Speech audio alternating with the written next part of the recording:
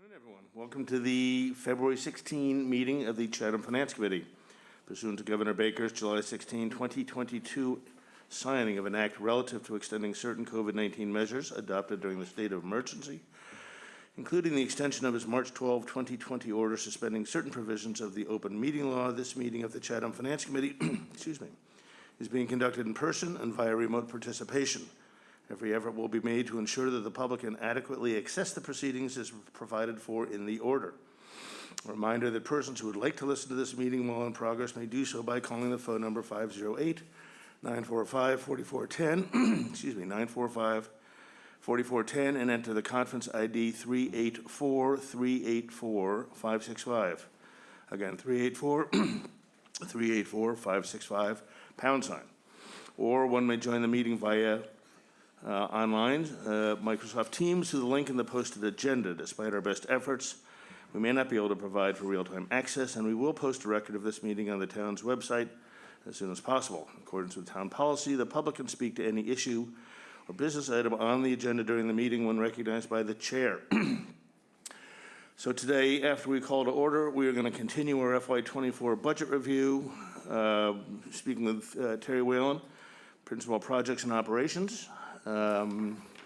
So to Terry in a second. Roll call: Norma Avalar is not present. Tommy Dunn is not present. Barbara Madison? Here. John Papalardo is not present. Joanne Sprague? Here. Andy Young? Here. Kristen Andres? Here. Casey Shields is not present. The chair is. We are having our winter vacation lull. Thank you guys for showing up. Okay, Terry. Great, thank you. Please. Yeah, so again, I'll run through the budget book, which again, I'm assuming you have access to that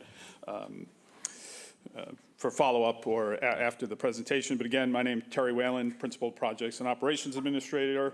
I'll just quickly go through the budget book and the format and just kind of a refresher, because I'm not sure last year I had a bunch of time to refresh on a couple of changes we've had in the department.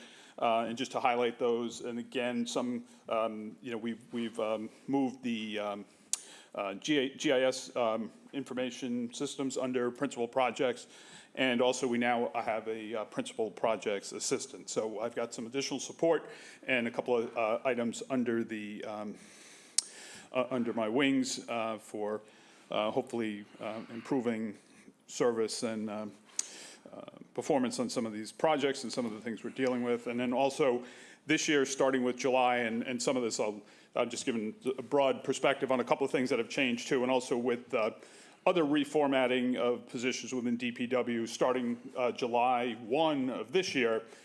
We've had, which again I think has been a tremendous asset, is we now have a facilities foreman and 2 crew members. So we're just kind of starting this fiscal year kind of fully staffed and really fully embracing our work order system for requests for those types of items. And hopefully next year when I come back, we can provide a lot more data on performance and things like how long it took to get certain projects done and those types of things. So I'm excited about that and thankful that we were able to make these changes and add and reconstruct the department or add to it a little bit.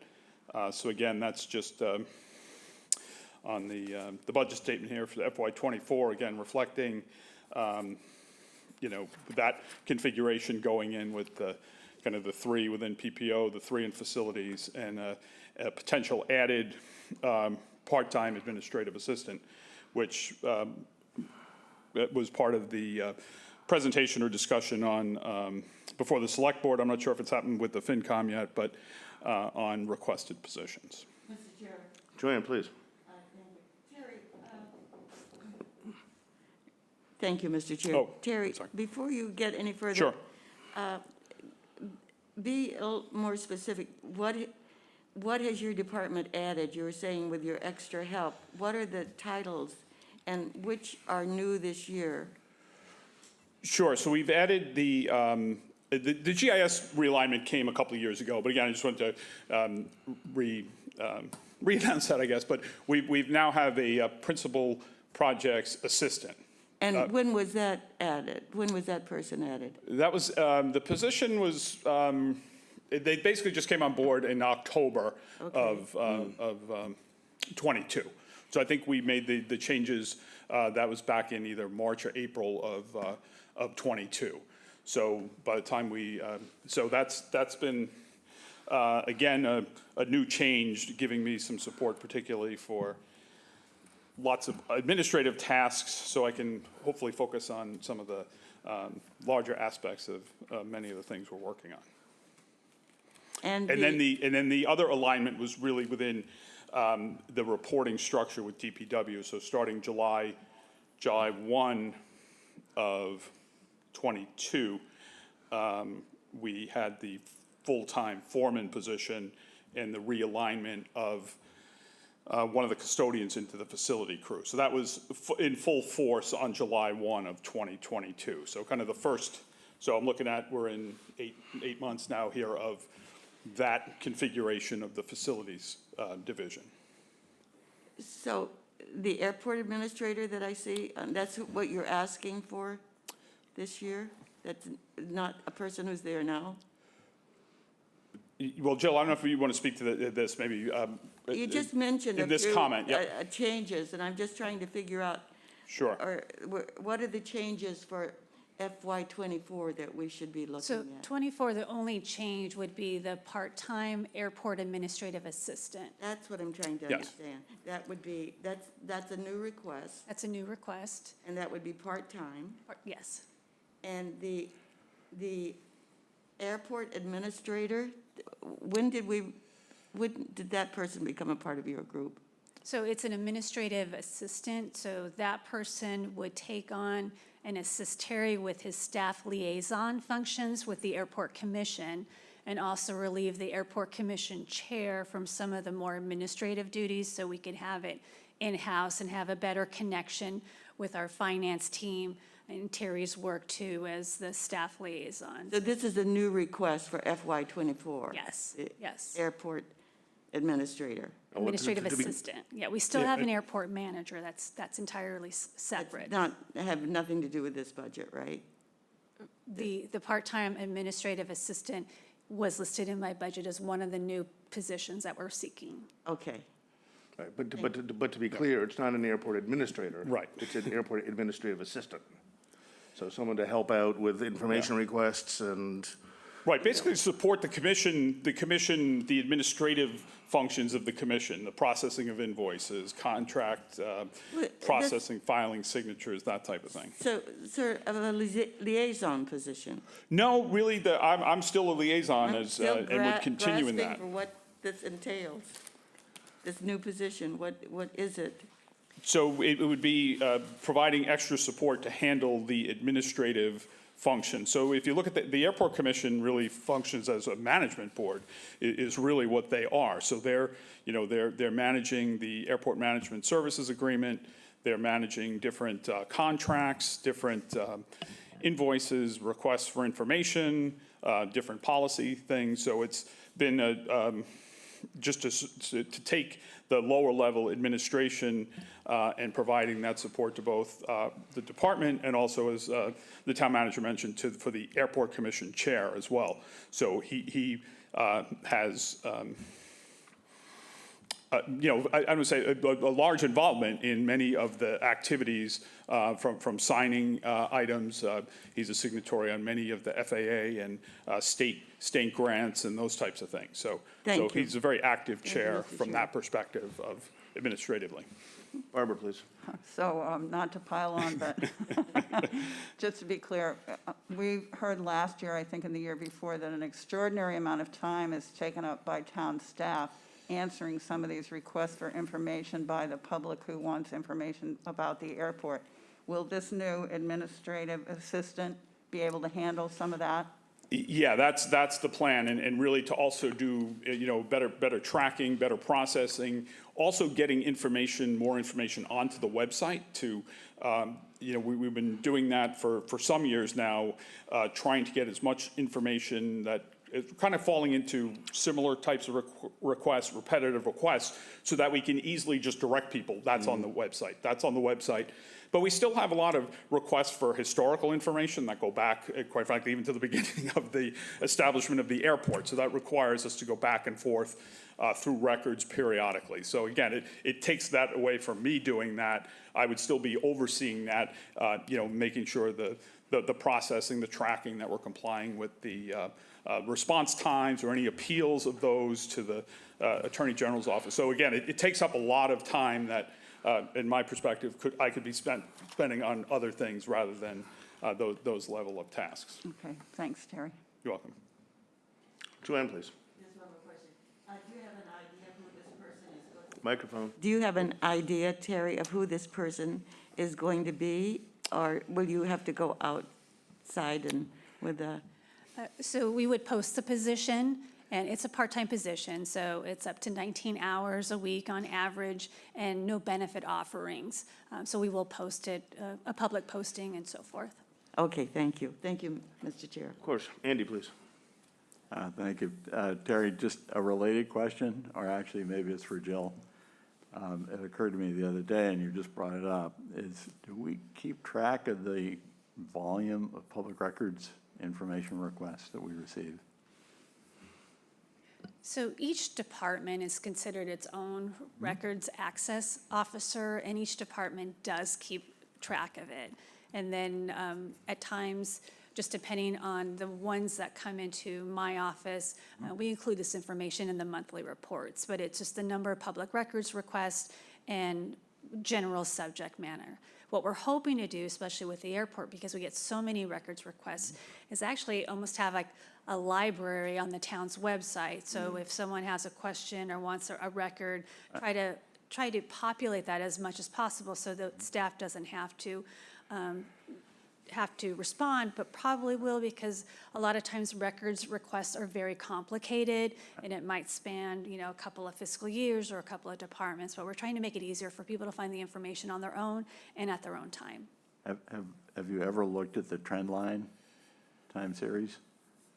Are we I getting think more anecdotally records we have. requests? Are we getting fewer?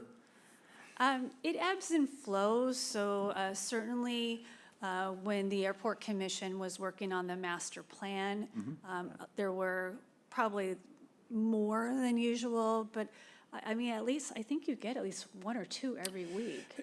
Yeah, and I think part of the function too is the complexity of some of them. So Sure. as I was, some are things that we do have right at hand, or just from, in the past couple of weeks. But some things, I have some requests now, asking for things on grants going back to 1984. So again, that's a much deeper dive and takes more time to go through, so that, so we're in compliance with the law and, finding any responsive materials. But as we're processing these deeper requests, again, that's what we're trying to capture. Let's make all the copies, let's scan these grants. So that's one project. I want to get all the, most recent grants scanned, everything from applications to award letters, signatures, through all the way through closeout. So we have that information, and we can just direct, better serve the public who's looking for that information. But, it is, I think, probably numerically, my line is probably pretty much the same, but it just varies. Some of them are very deep inquiries versus real simple ones. So, And Terry, for the benefit of the consumer, to the benefit of the taxpayer who may be watching the meeting, you have a statutorily determined period of time with which you need to respond to these things. Is that not true, I think? Yes, so through the Secretary of State's Office Public Records Law, we have to acknowledge a public records request within 10 days, but it's highly encouraged that towns, municipalities respond within the 10 days. So if it's a complex, we can give the person the amount of time that we think it might take us to do the research, and that counts as acknowledgement. But I know the Secretary of State's Office wants us to reply as soon as possible. yeah, and again, we try to do that, but like one that I'm working on right now will probably be, also I'll be, there's kind of another 15-day window in there, because again, I'm gonna have, and actually the assistant's gonna go through those, the grant files to find this information. So, and then there's also, some of these also have resulted in appeals and so on and so forth. And that triggers a whole other level of tracking. And that, quite frankly, I rely on the state's webpage has a good tracking of that. You can go by community, and it tracks the different appeals and their outcomes and all of that. Again, we should add a link to our town page for that, but I actually rely on that for my tracking of appeals. So again, we haven't had a lot of those lately, but in other years, we've had multiple ones that, again, just add a ton of time to processing the information. And So none of which sounds like the highest and best use of your time, arguably. yeah, Okay, thank you. but we do have to do it by law, so that's, I mean, that's, Right. and it, you know, the timing of it is often not opportune, to say the least. Okay. And then again, just, you know, quick highlight of just, you know, some of our achievements, you know, a lot of the, you know, department work, you know, crosses many departments and different projects. So, you know, we've continued during calendar year 2022, we had been working with, continuing to do some feasibility work on different Center for Active Living facility scenarios. We can talk to where we are with that now in 2023 with some late-breaking news that was presented at a select board meeting. We're continuing to maintain our status in the Green Communities program. So again, a little bit of reporting there to put together an annual report tracking of what projects we've been implementing and you know, what we've been making progress on, our other goals. We do work hand in hand with Cape Light Compact. They're a great partner in putting the reports together for us as well to maintain that compliance.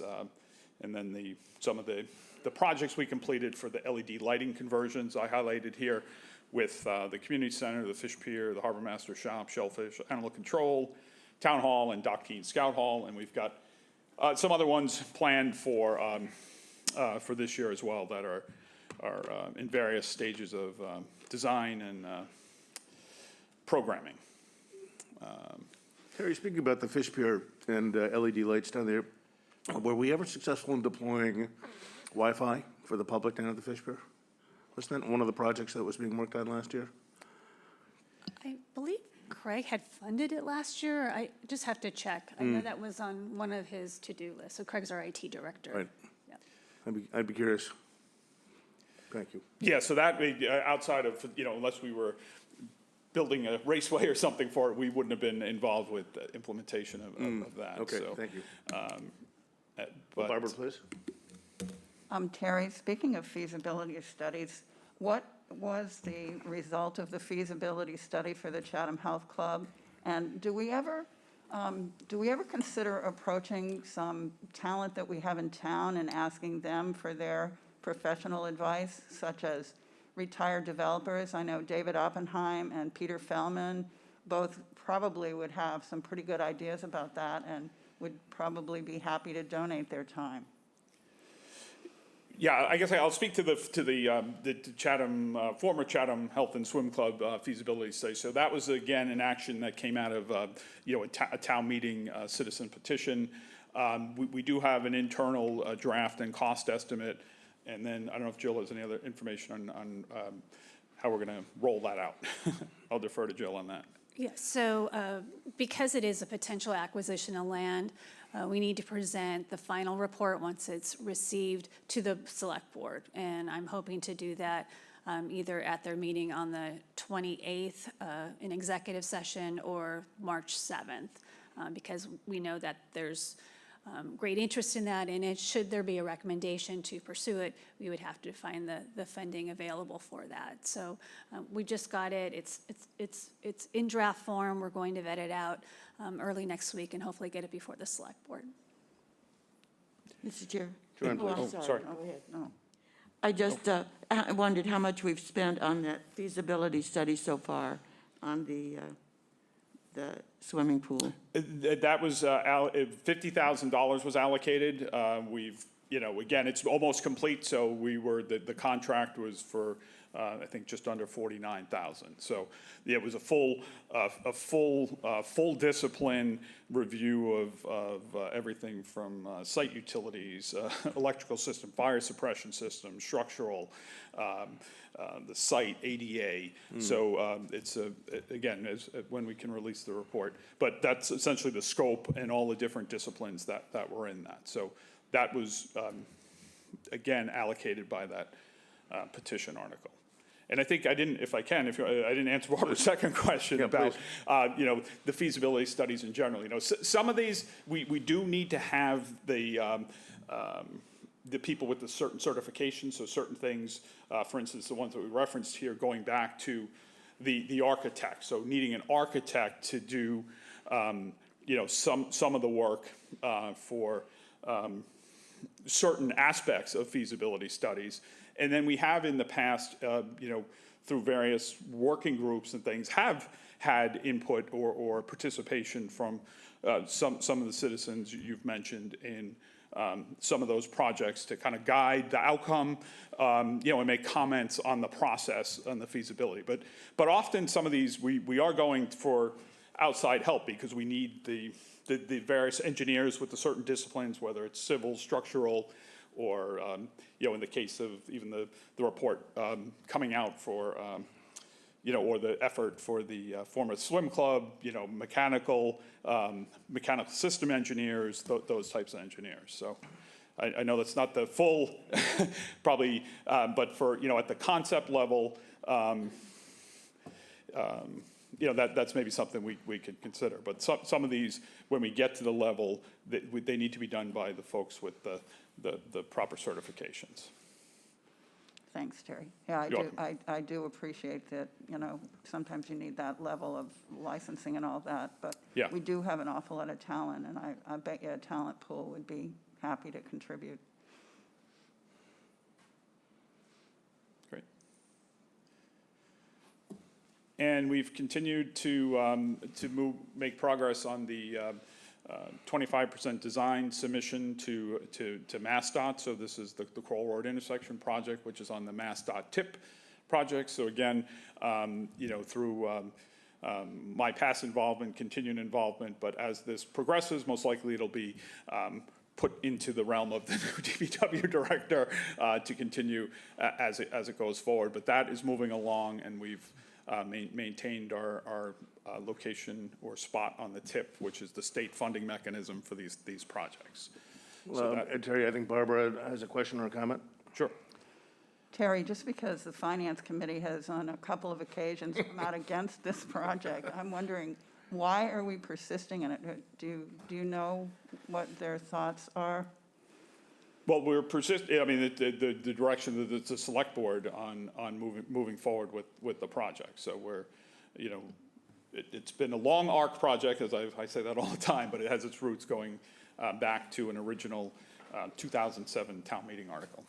So it's not fully funded yet, so the direction from the select board was to get it to the MassDOT 25% public hearing so that MassDOT could hear our concerns directly. We had budgeted a certain amount using a combination, I think, of Chapter 90 funds, as you might know. And so when it's scheduled, at that time, the select board could hear the public comment and decide whether to pursue it or not. And do we know how much of Chatham funding we've spent so far? This contract to get us to the full design, Terry, was that? Well, to get to the 25% design submission, that's $140,000. But the town needed to commit up to $347,000 to leverage basically, up to $4 million of state funding to construct the project. But the first phase to get to the milestone of the 25% design hearing is $140,000. I can get you. I don't know to date, but we're not. We're not at the completion of that phase yet. Phase one. Yikes. Joanne, please. Mr. Chair, that's one reason, thank you, Barbara, for asking that question, because it would be interesting and good for us to keep track of what we're spending along the way on a project that caused so much confusion in the town and so many opposing sides. And while we're spending money, I hate to use, it looks like hand over fist to accommodate the state transportation department, what are we doing to look into things whereby our own citizens would be able to design and complete this project the way we would like to see it? Because I think it's important, because I think it's the gateway to Chatham. I mean, where else? That's the gateway to Chatham. And for those of us who live here day after day and plan to, it's important to be able to have something we're very proud of and something we don't accept just because the state is giving it to us. There are ways of taking a certain amount of state road. Of course, we'd have to maintain it after then, but look at what we're spending. So we don't have any comparison of what it would take us to do it the way we want to. What programs are available, what money is available, other than Chapter 90, what grants, what historical grants, rural towns grants, all of that. The townspeople are asking these questions and sometimes balking at it because they don't know what our alternatives is. And I think for a project this important, it shouldn't just be on a list. This is important. This is the gateway to our town. And I think both sides of whether the state is going to help us do it or whether we can take this over and do it just the way we want it, those are important questions. And to think of spending $340,000 and we're all sort of standing back trying to figure out what for, I think needs further thought. And thank you, Barbara, for bringing it up. Thank you, Mr. All Chair. right, thank you, Joanne. And again, I can send along some information because we did have discussion on what, kind of the go on your own kind of scenario, because you can do certain things, but at the end of the day, MassDOT, there are certain safety limitations on what can and can't be done on state highways. So those, hopefully when we get to the 25% design hearing, that'll come out, and then the policy question for the policymakers will be, to proceed or not, based on MassDOT's response to public input, and if it's acceptable or not. Well, let's hope so. Yeah, Let's so hope we have enough and again, information we've on worked both with them on other sides. things, and, they have some constraints, we have some constraints, and hopefully, if we can keep it going forward in a way that more people than not are in favor of, and again, leverage that funding so we don't have to expend anything for construction. Okay, thanks. Time will tell. Yep, so we'll see, and again, we're hopefully, we'll keep, we're once we get the submission scheduled for a public hearing, that'll be really where the rubber will meet the road. So, no pun intended on the highway project. So, and again, just back to the list here. So, I mean, I can run through these or not, but just the, with the airport, lots of different activities going. So, big effort this year involved the decommissioning of the former fisherman's storage area. And again, I know the committee was involved with different aspects of relocating it to another area, but again, this was driven through the airport master planning process on the need to remove basically a wildlife attractant. So that was something, again, working a lot with the chair in particular on a lot of aspects of the nuts and bolts details, but again, through my department, and we provided support for different coordination and different aspects of that project. Onto the library, which we'll talk about at the end as well, too, in a broader context, but we've been continuing based on some previous articles that have been funded for shell improvements, and again, sort of a complicated history there. If you recollect, we reformatted some of the, going back to just before COVID, shuffled some projects around, but again, we're continuing to make progress on the second phase of the shell projects, which are well underway here, and hopefully we're on target here for early 2023 completion. I can speak to the other projects in the queue as we go on further. We've also worked with procuring, again, some more feasibility work. We mentioned that already with the design team for the, or review team for the review of the former health and swim club. Also, as always, too, you usually get involved with filing CPC applications for various town projects, again, often across departments, you know, and wherever we can take advantage or find opportunities to not go to the regular budget for whether they're historic or recreation projects.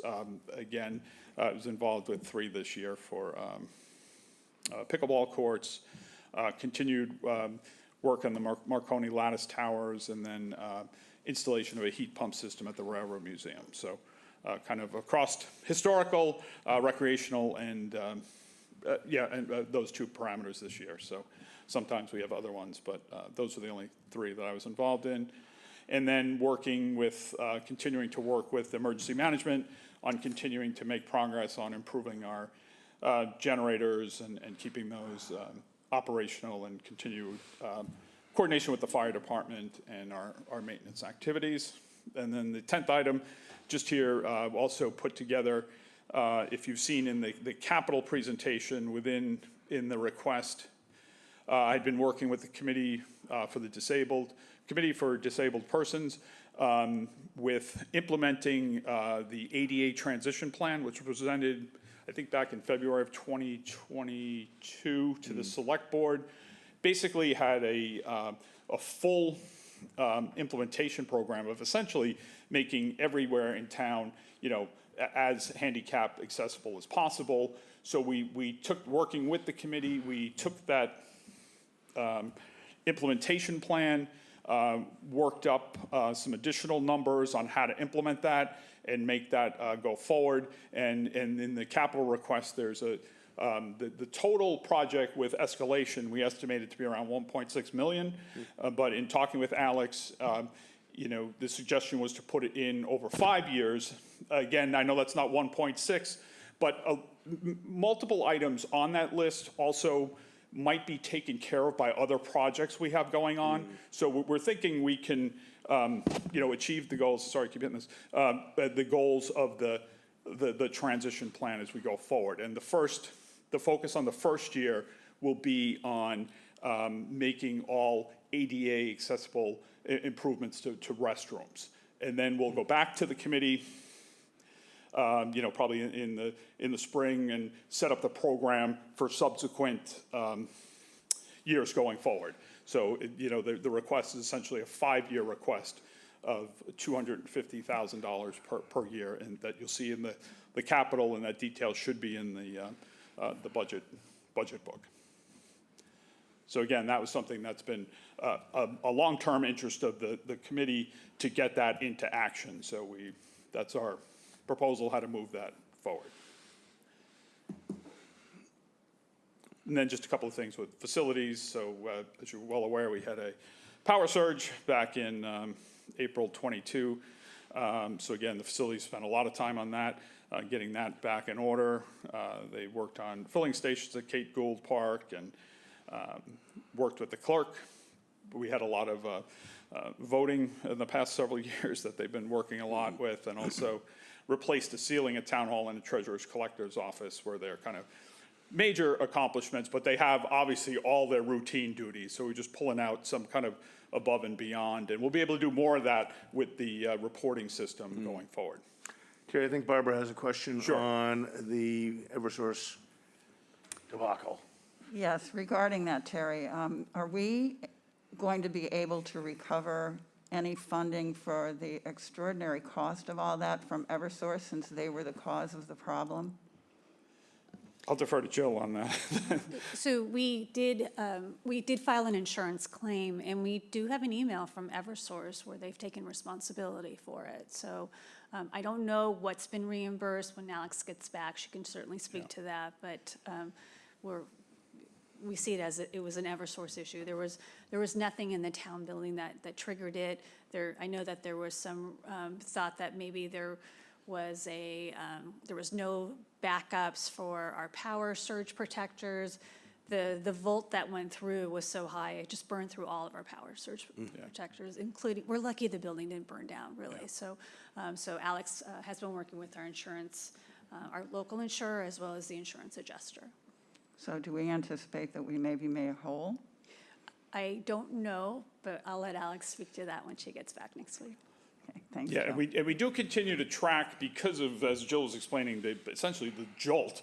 There have been kind of follow-on types of things that, might be related to that too. So I'm always pointing those out to different impacts to basically all the systems in the building. So it's, it has a ripple effect even beyond just the initial items. So additional, system issues could be related to that as well. So we continue to, as soon as I get those, and I think I forward those along to Alex, and I'm assuming she's putting them in a big file for reimbursement.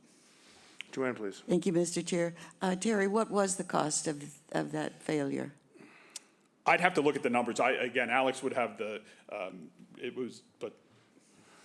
don't know if, Jill, you have an order of magnitude. I don't have know. that. I mean, we were displaced for a number of months, and as Terry said, even equipment that didn't look like it was affected, our electrician had said that you never know, and it might be. So that's what Terry is talking about, monitoring any of the equipment that was not replaced. We replaced most of it, but certain things maybe didn't need it at that time. So we're going to keep track of that on a rolling basis.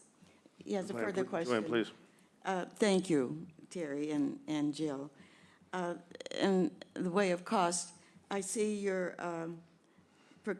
procurement of a stationary generator for the community center, and it makes me want to emphasize again the importance of serving all the taxpayers and ensuring that we have enough generators to provide a warming place or eventually an overnight place for our citizens in case of devastating storms, which we are led to believe we should expect in the coming years because of climate warming. So, I think that should be uppermost in our thoughts when we're talking about generators at work and places where we know ahead of time that we can provide a shelter for our citizens in case of a storm, which brings me to the talk about the senior center again. And when we start going over that, will there also be a thought? I don't think we've ever discussed a warming center in our Council on Aging, if there is a new building for that, and providing for that either in the Council on Aging versus the community hall. But these are regular everyday things, and for our basic citizens who live here every year, we should be thinking about when we're talking about capital expenditures and millions of dollars here and hundreds of thousands there for design work, for this or that, for we're not sure whether that's what we're going to finally use or not. But generators are concrete, and they're important, and they should work when we need them.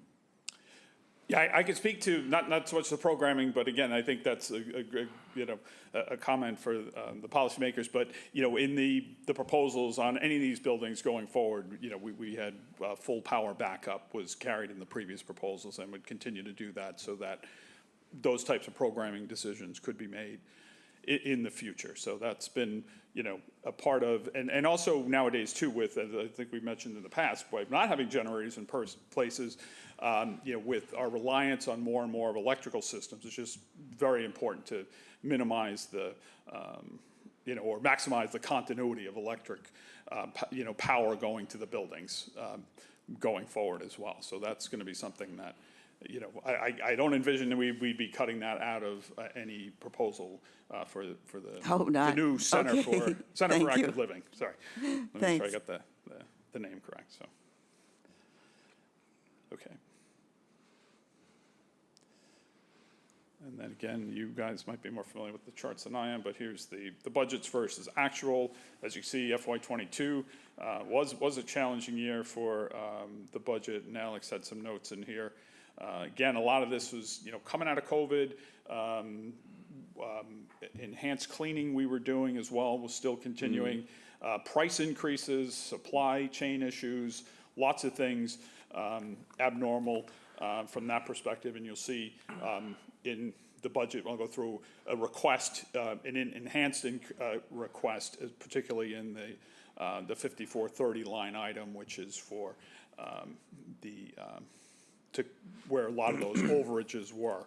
And then also an enhancement of the line item for the services as well, which would include, the custodial services. So again, I don't know if that's short. So again, Andy, please. Terry, I don't have the line numbers, but one thing jumped out at me was bathroom cleaning. There seems to be high variability in the cost of that. What's going on? Well, some of that, and that should hopefully be stabilizing. So a lot of that had to do with coming out of COVID, the frequency of cleanings we were doing. So we're getting back to, so it's a new level of service, and we are issuing a new RFP shortly for that. But in that period, I'll call it there was some transitional period moving out of when we were just starting to have people really back in the buildings, opening the restrooms, those types of things, where we just had a much more rigorous or expanded cleaning regime, and now we're getting back to a more I don't say sustainable, I guess, but that would be sustainable and reasonable level for what we need to do now, what we know about the health conditions. So I don't know if Terry, Jill wanted to add the numbers anything I'm more. looking at include a 94% increase Yeah, for this coming fiscal year. Yeah. So That's we, normal? well, and then what, maybe so talk to the. we've had a reorganization that was done last year. So we had 3 in-house custodians, with the departure of 2 leaving for other positions. With 1 left, we proposed to repurpose that person to become a facilities person. So we're completely outsourcing the cleaning of the bathrooms and the town buildings. I know that there is a bid out now, or soon to be out now, to receive quotes for the next fiscal year. It was pretty amazing. We had staff, even as recent as, I think, maybe last year, we were still having to fog the town offices and the number of bathroom cleanings. And as you probably experienced yourself, we had a lot of people here during COVID for extensive summers or extensive winters when we normally would have our bathrooms open. So, but yes, the cost of cleaning services has definitely increased for us. But I guess I'm trying to figure out, is there any basis to believe that even going out to bid, that it's going to almost double? I don't know yet. I mean, we were looking at the maximum amount of cleanings that were needed and then scaling back from that in the report. We also have the Council on Aging has a separate contract for cleaning services, so this would be for the other town buildings.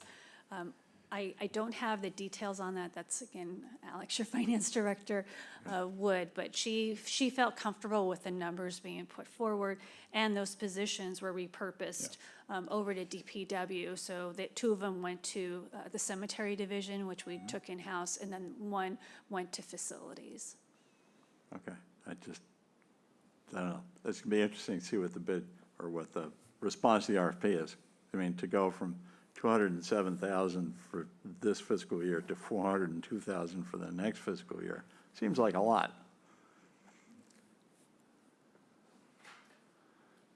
Thank you. Terry, I guess, adjunct to that question. Oh, the microphone, I think, sorry. Sorry.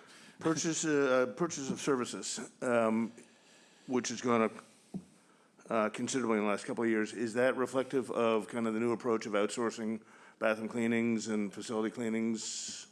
No, that's really reflective. Other services? It's really more of other services, because what we're finding is, just with the cost increases. So that's also, a projection based on what even our vendors that we deal with all the time, and this is a different, more of administration challenge sometimes, with certain larger maybe replacement of a split system or something like that, you know, the price is just creeping up. Right. Where, you know, things that we could get done for $8,000, now we're at $11,000. And, you know, we reach out to them, what's going on? And they're, you know, it's just that the equipment in particular, and certain projects do require a prevailing wage too, so, on those. So we're just seeing a continuing creep on that, and our you know, our vendors were like, you know, they can't, you know, they show us the bills for the equipment. So that's really to take, you know, that trend just seems to be continuing, and based on our, you know, previous year experience, that's why we just were proposing to bump that up to cover really just the economics, and then that separate line item for the cleaning is broken out separately going Right. forward. That's helpful. Somebody that's helpful, who just had his house reshingled, I can sympathize. So, Yeah, and I think the only other kind of increase, and then also similar in the solid waste disposal line too. We looked at that bumping that up. That had been, I think we had that at 10,000 for a long time. But again, those numbers keep creeping up. So the proposal is 15,99500, because we had been exceeding that line, but that one needed to go up. And I think the only one we were able to reduce was the due to all our new vehicles, we were able to reduce the vehicle equipment and maintenance line a little bit. So now that the division has 3 very new vintage vehicles, essentially, so we're probably won't need to come in for requests for another, probably 4 years on that, so. Again, another number that's bounced around a little bit over the last couple of years is library maintenance. And I wonder, given the magnitude of the capital projects we're involved in there, are we spending enough money to maintain the library? Is that part well, of if you what's- want, I can transition to, if there are any other budget questions, into some of the capital articles, because that's probably a big one that I can speak to. Well, why don't we library. do that, unless people have specific budget questions? I don't want to foreclose the opportunity Right. for the committee to come Yeah. back and ask a question, but you guys comfortable with that? Yeah, let's. Okay, but I think, again, that's a great segue for, you know, partially why, with the library, so you know, the funding requests for the other projects, again, are all underway with the site master plan, the shell project. We completed the roof replacement. So again, putting a lot of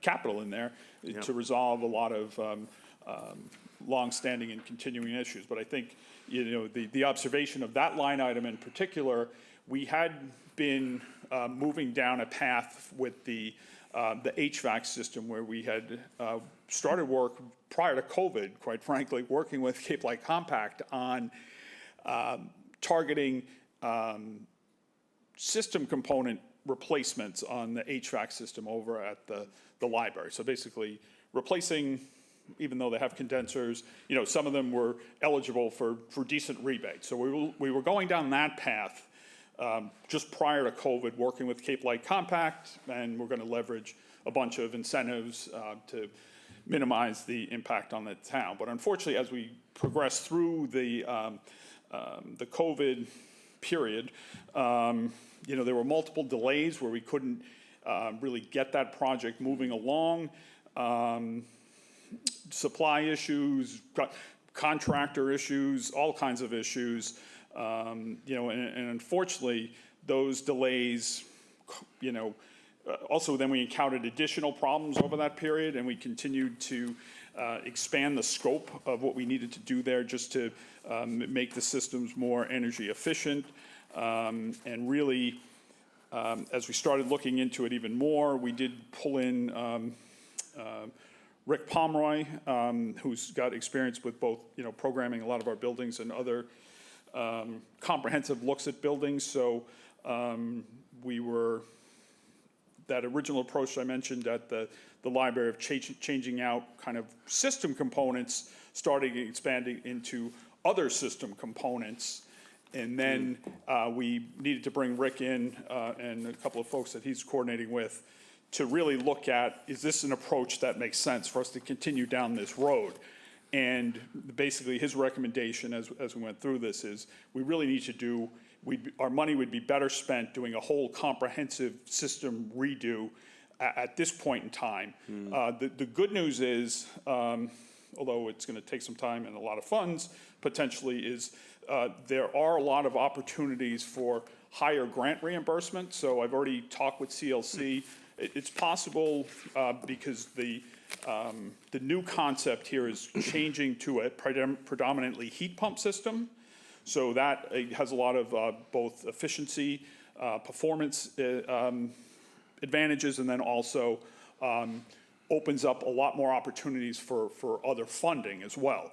So the funding on that, just for the heat pump systems, should be even on the order of around $500,000. So just based on tonnage, and we worked up some numbers, and there might even be, hopefully there'll be even additional opportunities to, under the IRA, the federal, and I always forget the name of it, the Infrastructure Recovery Act, so that one has a heavy energy component too, so we'll be tracking that for any opportunities to offset these costs. But right now, the $2 million number that we've calculated, originally we were thinking it was going to be in the $1 million ballpark earlier on in November, December, when Rick and we started talking about kind of this expanded scope project.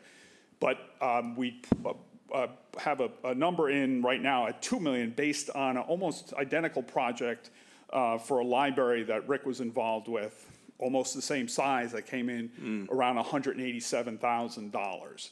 So, based on real market conditions. So, we still have work to do, and hopefully we can offset that $2 million, but a lot of these programs do require you to, they tend to be reimbursement where they have to certify that the equipment's in place. So that's why the request is at $2 million. But you're right. I mean, you're picking up, we were continuing to chase problems. Right. And this path we went down, that was still, we were still looking at 5 years we would probably be doing this bit, but it just really looks like it makes sense to do this now, get it over with, and hopefully by the time we get this project, the site project done at the library, we've had a lot of significant improvements over the last 5 years. And if the voters authorize $2 million, whatever the number turns out to be, at town meeting for a comprehensive redo of the HVAC system, are there other material capital expenditures you foresee over the next 3 to 5 years at the library? I know we have authorized certain projects, the landscaping project, but we've done the roof, we've done the envelope, we've done the HVAC. Right, we've done the envelope, we've done electrical upgrades. So hopefully it would get into a more normal line item projection, and then we could then work on our planning for other life cycle improvements. Right. But it should really, as you're going through that list, and then when we do the site as well, we're also we're dealing with ADA issues there, and some other aesthetic and other drainage issues as well. So that really should be getting us more into a kind of traditional maintenance mode, getting us to the baseline, I guess, is the best way I can explain understood. it. Understood. All right, But again, there's always going to helpful. be expenses because we have, you've got the elevators and the systems and those types of things for both inspections and repairs. But that 25 to 30,000 number would millions probably be on top what we of see going millions. forward. Yeah, okay, that's helpful, thank you. And then I know some of the other capital projects, just for the, if I can pull up and again, kind of in my temporary dual role here, working with, some of the DPW projects. If you saw the presentation for, it was a Thursday the last 9th, February 9th. So again, kind of the larger article projects. So we have, we were having discussion on projects related to the transfer station, the DPW site salt shed, the filter press at the wastewater pollution control facility. There was some discussion as well as boat purchases. But I don't have too much knowledge of that, but Jill could answer some questions on that. And then also other discussions on water infrastructure as well. So go to that summary slide, Jill. That's probably the,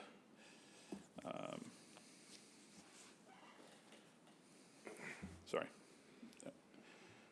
Let me go this way.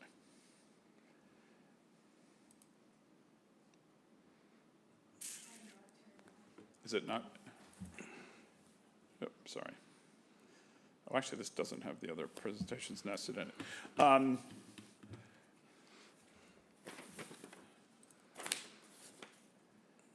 Yes, these are the regular capital items here. I'll get it to you. I think I just captured the wrong one when I emailed it to Mark. Yeah, or if you want, I can navigate to the meeting, the package for the meeting. But if you want to, I think I can talk and do that at the same time. But let me see. Yeah, let's grab the deck, Okay. and we can just work off of that. Just take a moment. I'll be fine. Let's go.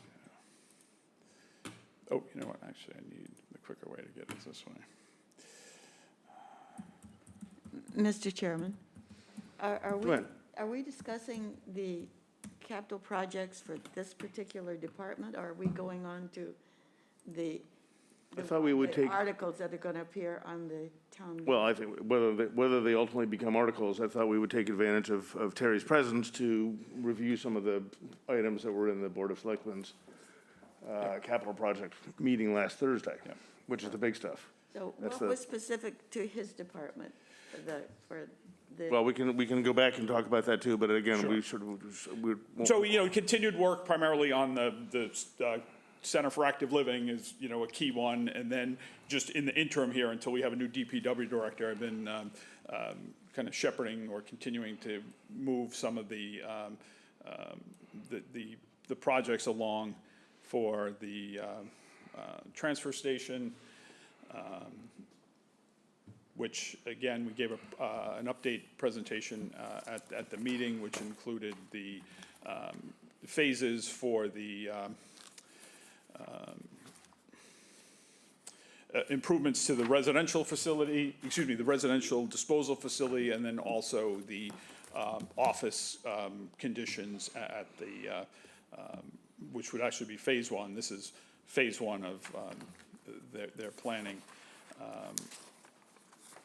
So just for context, you may recall that we started talking, 2 years ago now?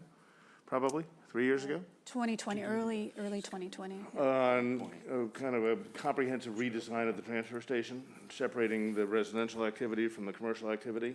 And I guess the pencil has been picked up again in that respect of that. So that was part of what the select board saw the other night, which I thought, again, given Terry's presence here, I thought we'd just do a quick drive through some of these large projects, which for that evening aggregated $40+ million, I think, roughly. Yes, Mr. Chairman, and that's sort of what I'm getting at. I know that the selectmen had their presentation, and we had a chance to see that or watch it, but we're the ones who have to recommend to the selectmen whether we think the town should accept these projects and prioritize them. So is this the presentation No, this is. that we're getting no, on we're- the no. articles? We'll do that, no, because the articles aren't even drafted yet. So once it's decided what they want to try to move forward with, we'll have those, as we typically do, we'll have those briefings. Again, I just want to take advantage of Terry being here to spend 5 or 10 minutes. Okay. And just drive through some of these This is a larger. preview for us. Correct. Okay, thank you. Yep, thank you. Yes, so no, Jill, I think this was a slide you're looking for, kind of the summary of the listing. It is, so a little more context. So Yeah. this slide matched the information that was in Alex's staff report. And at the meeting on February 9th, we had the consultants who were presenting the project. So of the price tags there, the Eldridge Public Library HVAC system at $2 million, that seems accurate.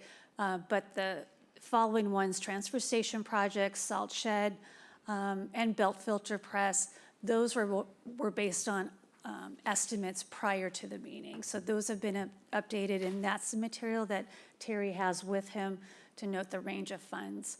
And just to add, I'm sorry, Jill, but just to add, and these are the slides that I emailed to you guys the other day. Yeah. That, from that meeting. So the committee has hopefully seen all these slides. Yes, so the plan then, from the presentation on February 9th, is to have the select board discuss all the capital projects and capital articles at their meeting of February 28th, and make a recommendation for prioritization and what to move forward for fiscal year '24, which will be presented at the annual town meeting this May, and what to program out for future years. So they just received the information just like you're receiving it at this point. And I think, Joanne, again, to finish the thought, we have our report due next Tuesday. Every year, it seems like we have less and less time to kind of digest some of these things, but I really, given the magnitude of some of these projects, I wanted us to at least have the opportunity to look at them, and if there's a visceral reaction, one way that we have, at least I'll have an opportunity to put in our readout for next week, say, we understand this isn't finalized yet, but our initial reaction to the belt filter press at, $5.2 million is, we should buy 2 of them or something. So.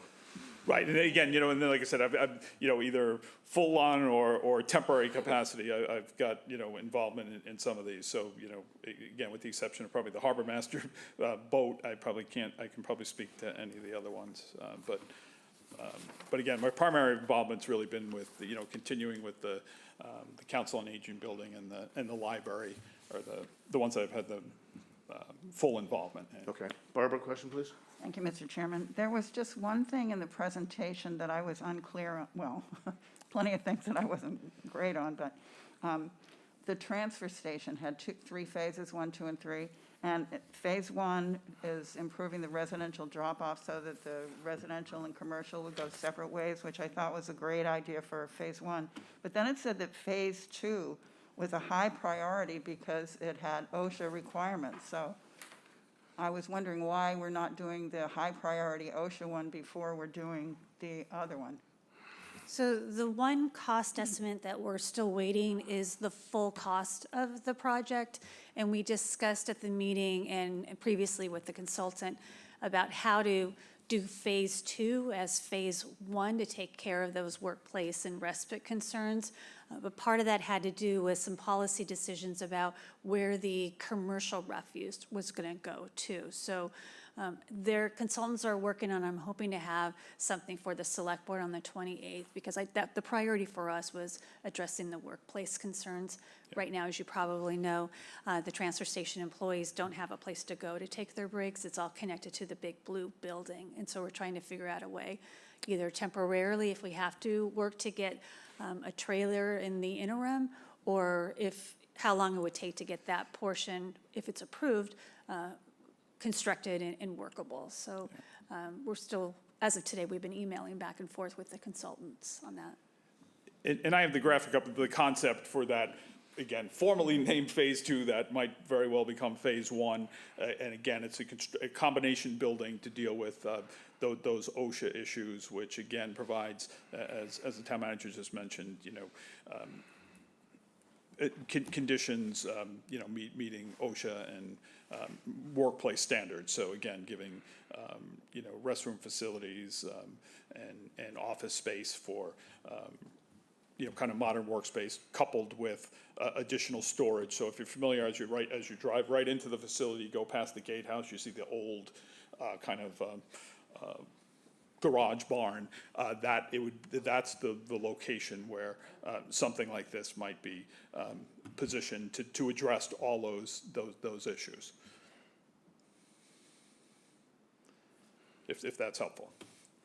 So that's, very again, helpful. that's where all these high priority, again, with the OSHA and various aspects. And then as Jill mentioned as well, the other phase would be improvements to the compactors for the commercial operations. And I don't think we have a number for that yet, or I didn't seem to see an estimate in the package for phase 3. Did I miss? So we just have phase 1 and phase Okay. 2. I don't have a total project completion. I don't think they're at 100% designed for phase 2, and so that's something they're working to get for the 28th. Okay, thank you. But yeah, but that's kind of the high-level view. And then the graphic I had up before, and I apologize before we were scrambling around for that other slide. So again, this is the, So Terry, go back if you would, please, to the capital project / articles that sums out to 20 million, yep. if we could, please. Because I guess I'd just like to solicit any feedback the committee might have. First of all, I think people generally understand, we've been talking about some of these projects for a couple of years now. And in addition to this, there's roughly, $19.8 million for an iron manganese For the and water, PFAS treatment yes. facility for wells 8 and 11, I think. 5 and 5 and 8. 5 and 8, I'm sorry, thank you. You know, as I look at this list and I look at the idea of the PFAS iron and manganese treatment facility, I don't see a lot of optionality. I mean, it's a staggering number to think about in some respects, $40 million, and it's not just authorizations, this is like get it done stuff, and a lot of project management. I don't know, do you guys have any reactions that we want to convey to the select board in respect of these broadly? Andy?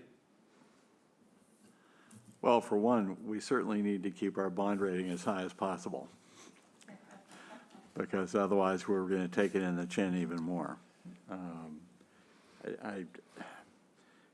It certainly is tempting to say that some of these, I think, the board could probably rate as a slightly lower priority. But the things like the belt filter press, there's just no way. You know, we're not going to ask most of the town to hold it, right? That's not going to work. Right. And then, of course, the well treatments. And those are, you know, we're so dependent on our clean, fresh drinking water and, you know, low nitrogen disposal of sewage waste.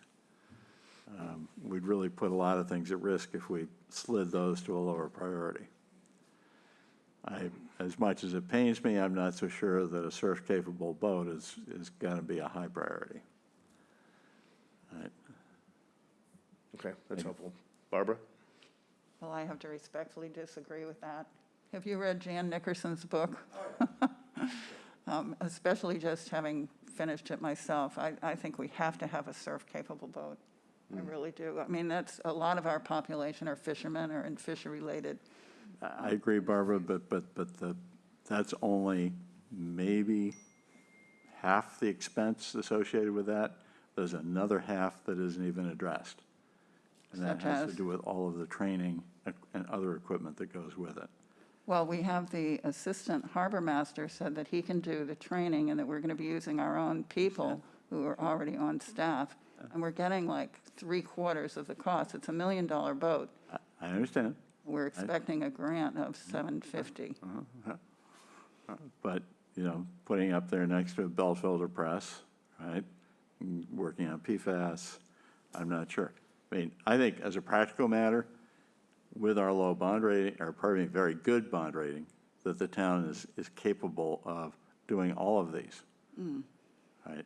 But, you know, if you had to pick priorities, then, you know, what would you pick? All right, now I think it's up to the board of the select board to express those. They've been elected to do that, to make those priority choices. Well, I thought we could go with the lower cost salt and storage shed. And hope the wind doesn't blow? Well, it's got those little flaps if it does. That was the plastic one, right? Yeah, Plus, with climate change, we're not going to need salt and sand Well, soon, that may be right? true too. that's it. I share Andy's concern on the surf boat. I mean, the people who are trained in rescue are the fire department. And we just got them to kind of equilibrium staffing based on their, 2010, 2011 report. And now to tell, with all due respect to the harbor master's crews, they're not trained rescue people. Right? The trained rescue people in town are the fire department. They've got a swift water rescue team there. And I don't know how you then add a layer of water rescues on top of that. It's a 24-hour capability that we'd have to operate. Are there liability issues? I'm curious too to see the data. I don't remember a lot of surf rescues in the last decade. You know, does it happen from time to time? Yeah, but is the data suggestive that this is an imperative? I don't know. And I'm not sure, I think from a policy perspective, from policymaker perspective, I don't know how much bear poking we want to do with the Coast Guard. And I don't know, I would want to give the Coast Guard any further excuses to reduce their capabilities in town by offering to take on workload that arguably they should be doing. How much further down could they go? Oh, leaving, Close turn the lights off. Close the station, leave the lighthouse on. I mean, I would hesitate otherwise to bring that up publicly, but I mean, the surf boat idea is attractive to me as an idea, but it needs a hell of a lot more detail to go with it. Yeah, as I've reflected on this too, I think the biggest question for me right now is process, right? And should we be going to seek $250,000 in funding for something that we haven't had any kind of policy discussions around at the policymaker level, right? I mean, maybe we should develop our policy first and then come up with our financing strategy second, which seems a little more intuitive to me than let's go get a bunch of money and then talk about whether this is a good idea. But that's just my idea. Yeah. Joanne, please. Thank you, Mr. Chairman. I would say, I would love for us to have a surf boat if that's what we need, but there are a lot of complications. That might be a special town meeting article for later. I don't know if we have time to get through all the planning that would have to be done for us to manage one of those. So that would probably be at the bottom of my list for right now.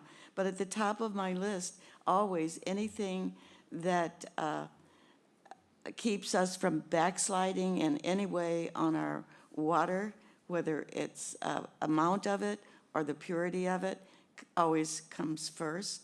And then second would be the sewer, any of the sewer-related issues such as the repairing the old sewers, putting in the new sewers, the other water flow issues, anything having to do with those two items, I would say would go to the top of my list, and then would come dredging, because that's so important to all of us year-round and to our tourist industry.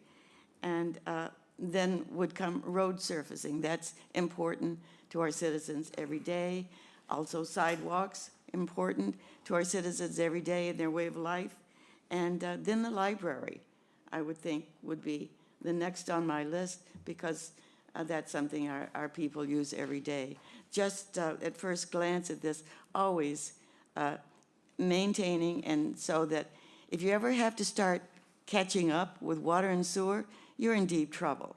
That takes time. So every year, devoting ourselves to the plans we've made out are very important, and looking at the future to see, according to our population increase, what we're going to need for water and sewer in the future. With the sewer, I think we've pretty much established that, and we're working on it. With the water, I'm not sure yet of the prediction of what we're going to need 5-10 years from now in the way of clean water, and whether we're doing enough right now, because it takes a long time to plan and build a well. But water, sewer, road restrictions, those things, I think, the things that affect the Chatham citizens every day would be top of the list for me. And some of the others could wait for a special town meeting, unless we get more information. But if we have to make a recommendation in the next few days, that would be the way I would feel. That's helpful, thank you.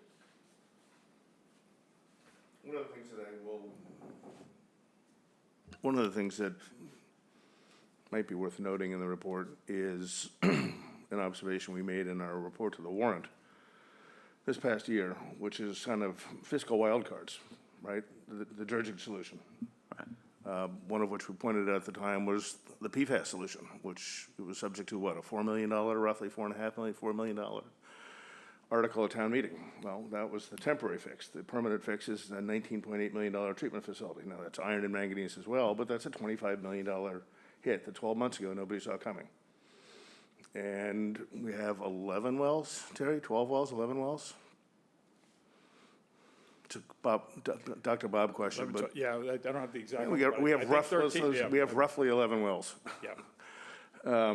you know, what are the odds that there's another PFAS emergence at one of the roughly 9 that we haven't seen anything so far? And what would be the cost of that, right? I think maintaining some financial capacity, to Andy's point, not wanting to compromise our bond rating, and given the importance of clean and potable drinking water, you know, we did not see this $25 million expenditure a year ago. And now we have front and center. So that's a concern of mine. Joanne, please. Mr. Chairman, the term I keep forgetting each time I talk about the sewers, it's catch basins. To me, that's just as important as the rest of the sewer program, but I can never think of the term. Thank you. Pleasure. Whatever I said that prompted your idea about catch basins, I'm all in. Mr. Chair, also, we haven't really presented what financial offsets could be presented, or could be included or offset for various grants. We also have our Cape and Island Water Protection Fund that's providing us some principal forgiveness. And then we have our intermunicipal agreement with the town of Harwich, where they've contributed, and the selectmen are putting forward a capital article for those funds to go towards wastewater. So there are some funding, understanding that this is a large amount to consider for prioritization.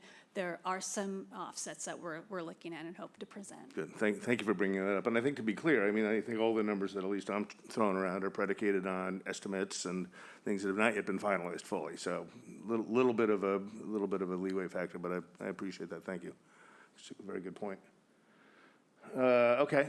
Any other observations broadly on the capital projects? Otherwise, we can go back and see if Terry had anything else that he wanted to convey to us, or any questions that we might have for Terry with respect to his budget. I don't seem to recall that you have a big capital budget embedded in your team, correct? Right, well, we have the, there is a $200,000 request that is part of in the capital, and then I mentioned the $250,000 for the ADA improvement. Right. So if you recollect, I think it was a couple of years ago, we had bumped up traditionally the budget had always carried $100,000, and again, primarily based on other factors and use that has been bumped up. So that's generally larger purchases. So I made some reference that so if we have an unexpected failure of, say, a split duct system or a pump or something, generally they're things that trigger purchase order level or getting bids types of things. So 10 projects or items, actions in the 5 to like 15, 20,000 as things pop up to handle those types of things. So that's mostly what that line item handles. Okay, that's helpful. So but that's proposed to stay the same since that was already bumped up. Right. I think two cycles ago. A couple years ago? Yeah. Yeah. Yeah. So no change in that request. Okay. Further questions for Terry or the town manager? Andy, please. Current events, did anybody ever figure out what that giant thing was blocking the sheathing on the South Jog? That, I think they were still, down below the water. I don't have the latest. I mean, Dr. Bob gave us a report that, at least as of Tuesday. Fish Pier? I mean, potentially it would affect the total cost of that project. I was just curious. Oh, did you say the fish pier? Yeah. Fish Pier South Jog. If you ask Dr. Bob, what I heard today is he said he thinks that it's cursed. There was some sea captain that has Jimmy some Hoffa's area down there, or? So, he seemed more, I don't want to say chipper than he has been with this project, but I don't have the details. We've been sending out press releases. We try to do it Thursday night, so if there's anything that needs to be reported, he'll definitely have that. Thank you. Yes, Jill has a little more real-time information than I do, Yeah, but as yeah. of Tuesday, he didn't have much more to offer. Current events. Do you have a guess as to what it is, Andy?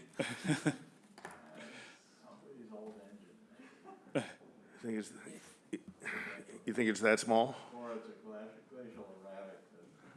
Your mic on? Somebody decided to bury in that area. My money's on glacial erratic. Yeah, I would guess. So, okay. Well, if there are no further questions then for Terry, thank you, Terry. Thank you, Jill. We appreciate your presence. I'll make a motion, or I'll solicit a motion to adjourn. So moved. Second, All right, and Barbara, agreed. Joanne, Aye. Yes? Andy, thank Yes. you. Andy's getting ahead of the curve. Kristen? Aye. And the chair's in favor. All right, thank you guys very much. Appreciate your time. Thank you, guys.